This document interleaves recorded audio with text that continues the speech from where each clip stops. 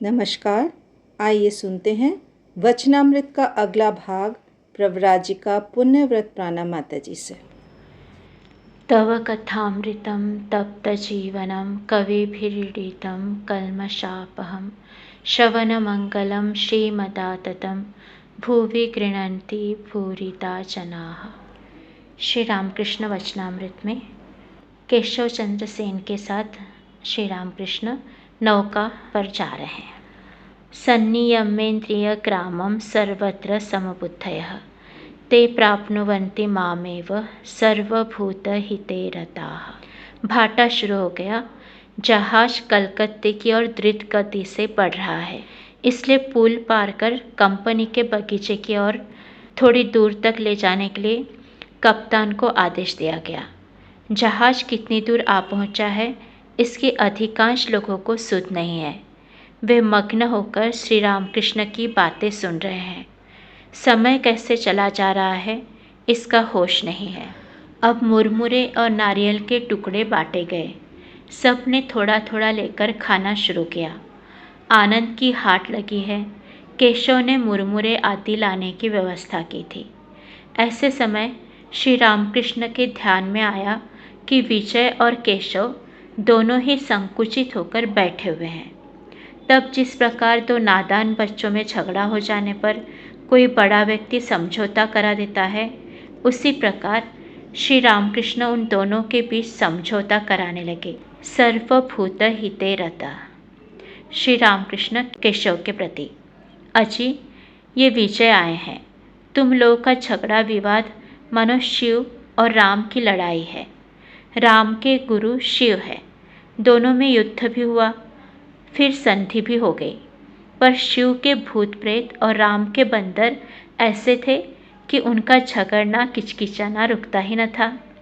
सब जोर जोर से हंसने लगे। अपने ही लोग हैं, ऐसा होता ही है। लव कुश ने भी राम के साथ युद्ध किया था। फिर जानते हो ना, माँ और बेटी अलग से मंगलवार का व्रत रखती है।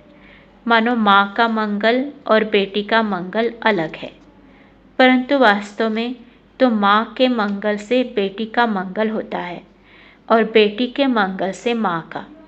इसी तरह तुम में से एक के एक समाज है, अब दूसरे को भी एक चाहिए।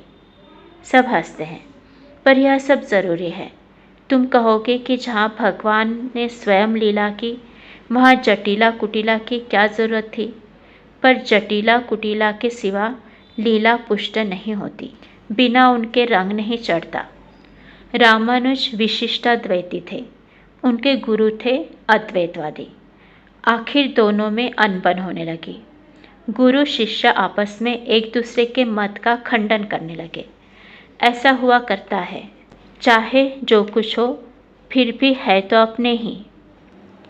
पितासि लोकस्य चराचरस्य त्वमस्य पूज्यश्च गुरुर्गरीयान् न त्वत्समोऽस्त्यधिक कुतन्य लोकत्रयेभ्य प्रतिमा प्रभाव। गुरुगिरी और ब्राह्म समाज एक सच्चिदानंद ही गुरु है। सब लोग आनंदित है।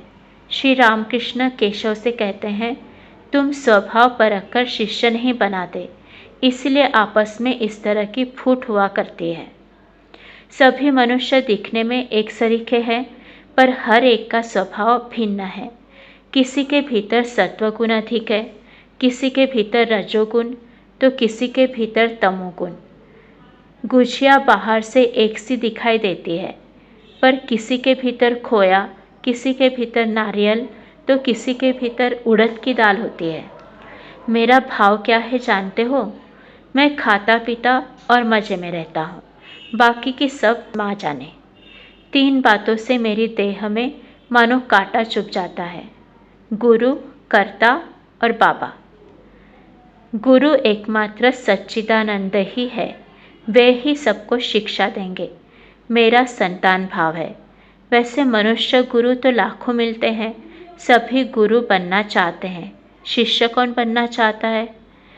लोक शिक्षा देना बड़ा कठिन है। यदि ईश्वर का साक्षात्कार हो और वे आदेश दे तो यह संभव हो सकता है। नारद, शुकदेव आदि को आदेश हुआ था, शंकराचार्य को आदेश हुआ था, आदेश न मिलने से तुम्हारी बात कौन सुनेगा। कलकत्ते के लोगों की हुल्लड़बाजी तो जानते ही हो। जब तक नीचे की लकड़ी जलती है तब दूध उफन कर ऊपर आता है। लकड़ी को खींच लेते ही सब कुछ शांत हो जाता है। कलकत्ते के लोग हुल्लड़बाज हैं। अभी एक जगह कुआं खोद रहे हैं, पानी चाहिए, वहाँ पत्थर निकलने लगे कि खोदना छोड़ दिया, और एक जगह खोदना शुरू किया, वहाँ रेती निकलने लगी कि वह भी छोड़ दिया, फिर दूसरी जगह खोदने ही लगे। यही तो उनका हाल है। परंतु आदेश मिला है, यह केवल मन में सोच लेने से नहीं चलता। ईश्वर सचमुच ही दर्शन देते हैं और बातचीत करते हैं। इसी अवस्था में आदेश प्राप्त हो सकता है। इस प्रकार आदेश प्राप्त व्यक्ति की बातों में कितना जोर होता है। पर्वत भी टल जाता है। सिर्फ लेक्चर से क्या होगा। लोग कुछ दिन सुनेंगे फिर भूल जाएंगे, उसके अनुसार नहीं चलेंगे। उस ओर हलदार पुकुर नाम का एक तालाब है। कुछ लोग उसके किनारे रोज सवेरे पाखाना फिरा करते थे। जो लोग सवेरे स्नान आदि के लिए आते, वह देखकर उनके नाम से खूब चिल्लाते, खूब कोसते, पर दूसरे दिन फिर वही हाल, पाखाना फिरना बंद नहीं होता था। तब लोगों ने कंपनी को यह बात बताई। कंपनी वालों ने एक चपरासी को भेजा। जब उस चपरासी ने आकर एक कागज चिपका दिया, यहाँ पाखाना न करें, तब सब बंद हो गया। लोक शिक्षा देना हो तो चपरास चाहिए, नहीं तो वह हास्यास्पद बात हो जाती है। खुद को ही नहीं मिली, दूसरों को देने चला। एक अंधा दूसरे अंधे को राह बताते हुए ले चला है। इससे हित होने के बजाय विपरीत ही होता है। ईश्वर लाभ होने पर अंतर्दृष्टि प्राप्त होती है। उसी समय किसे कौन सा रोग है यह समझ में आता है। योग्य उपदेश दिया जा सकता है।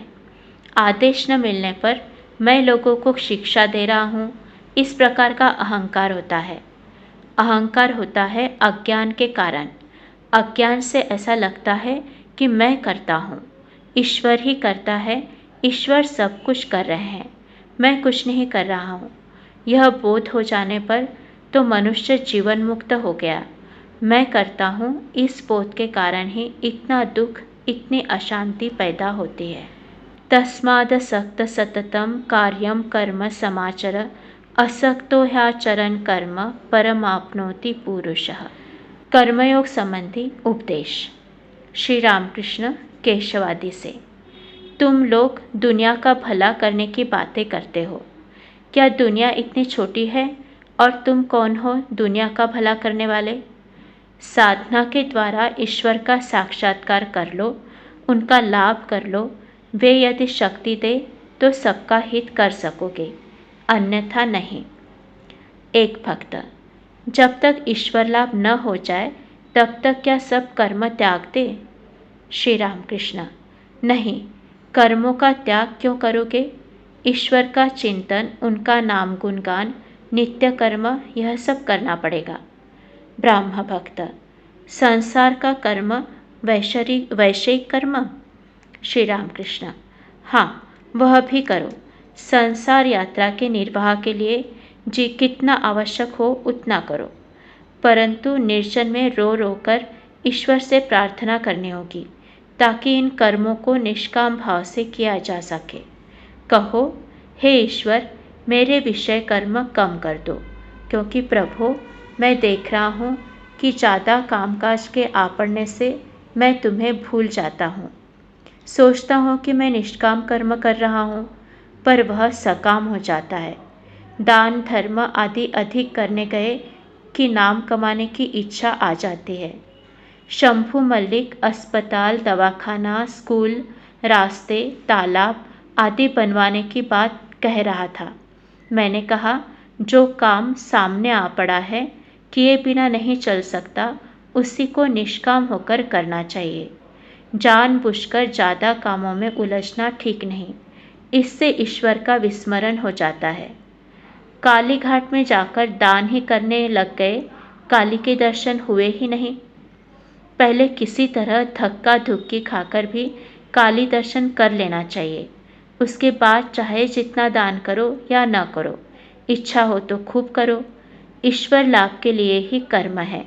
इसलिए शंभू को कहा, अगर ईश्वर के दर्शन हो तो क्या तुम उनसे कहोगे कि कुछ अस्पताल और दवाखाने बनवा दो? भक्त कभी इस प्रकार नहीं कहेगा, बल्कि वह तो कहेगा, प्रभु मुझे अपने पाद पद्मों में आश्रय दो, सदा अपने साथ रखो, अपने चरण कमलों के प्रति शुद्ध भक्ति दो। कर्मयोग बड़ा कठिन है। शास्त्र में जिन कर्मों के बारे में कहा गया है, कली काल में उन्हें करना बड़ा कठिन है। लोग अन्नगत प्राण है, जीवन अन्न पर ही निर्भर है। अधिक कर्म करना संभव नहीं। बुखार होने पर यदि वैद्य जी से चिकित्सा करवाने चाहे तो इधर रोगी खत्म हो जाता है, अधिक देरी सहन नहीं होती। आजकल डॉक्टर गुप्ता का ज़माना है। कली युग में उपाय है भक्ति योग, भगवान का नाम गुणगान और प्रार्थना। भक्ति योग ही युग धर्म है। तुम लोगों का मार्ग भी भक्ति मार्ग ही है। तुम लोग हरिनाम संकीर्तन करते हो, जगदम्बा का नाम गुणगान करते हो, तुम धन्य हो। तुम्हारा भाव बहुत अच्छा है। वेदांतवादियों की तरह तुम लोग संसार को स्वप्नवत नहीं मानते। तुम उस तरह के ब्रह्मज्ञानी नहीं हो। तुम भक्त हो।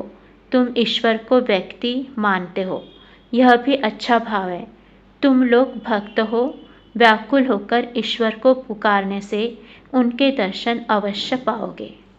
आशा है वचनामृत का यह भाग आप सभी को बहुत अच्छा लगा होगा। और भी ऐसे वीडियोस देखने के लिए देवाक्षर के साथ जुड़े रहिए। चैनल को सब्सक्राइब कीजिए, कमेंट करके बताइए आपको वीडियोस कैसे लग रहे हैं और हमारे वीडियोस को लाइक और शेयर ज़रूर कीजिए। आप सभी का बहुत बहुत धन्यवाद।